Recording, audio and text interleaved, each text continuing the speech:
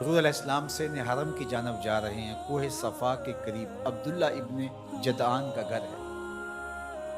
قریب سے گزرے تو آگے سے ابو جہل آ رہا ہے۔ حضور علیہ السلام کو جب اس نے دیکھا تو بدتمیزی شروع کر دی۔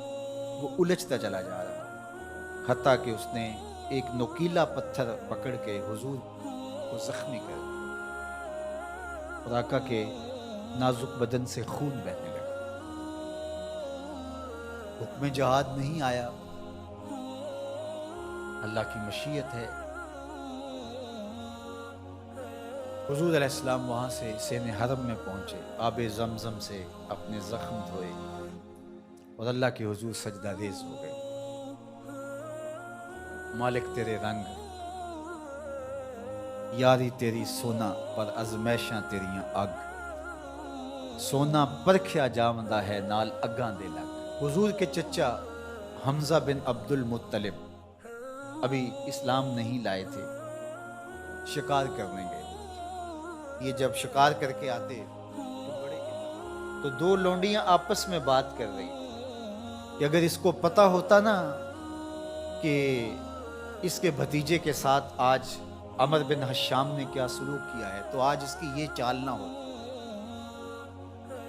تو حمزہ بن عبد المطلب کے کان میں یہ بات پڑ گئی۔ اللہ اکبر، رک گئے۔ وہ جو فاخرانہ چال تھی تبدیل ہو گئی۔ تجسس سے پوچھتے ہیں کیا ہوا، انہوں نے ساری کہانی سنائی۔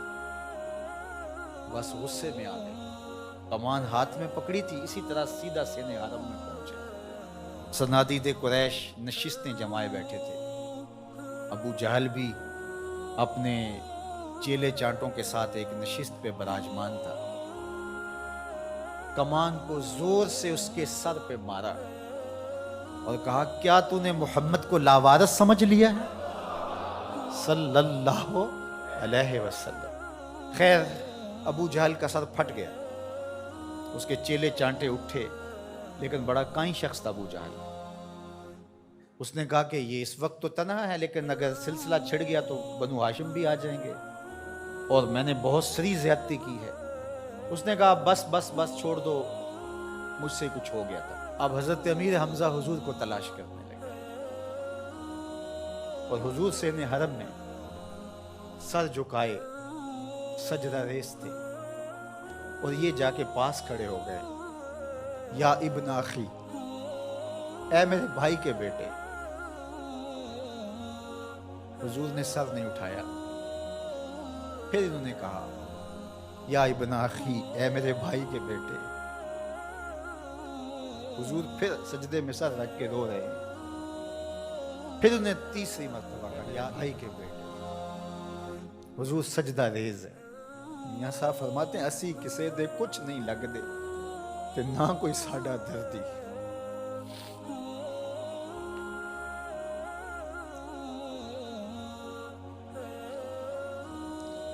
خیر حضور نے سر انور اٹھایا تو کہا بھتیجے تو خوش ہو جا، میں تیرا بدلہ لے آیا۔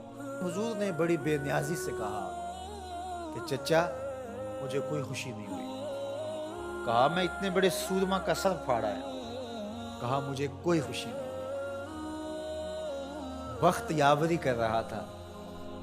دوسرا جملہ کہا تم کیسے خوش ہو گئے؟